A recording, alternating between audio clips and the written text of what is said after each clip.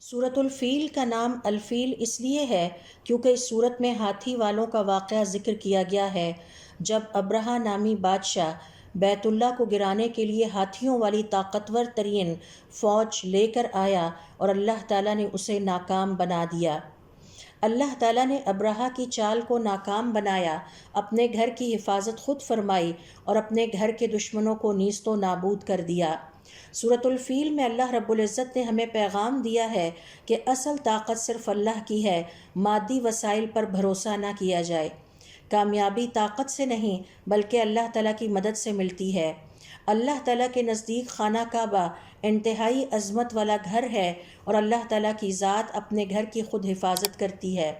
جب بندوں کے پاس ظاہری مادی اسباب ختم ہو جاتے ہیں تو پھر اللہ تعالیٰ کی مدد نازل ہوتی ہے۔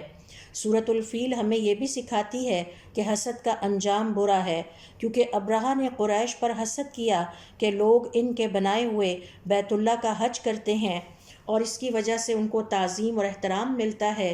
اسی حسد نے ابرہہ کو ہلاک کر دیا۔ سورۃ الفیل ہمیں یہ بھی سکھاتی ہے کہ دینی مقدسات کا احترام ضروری ہے۔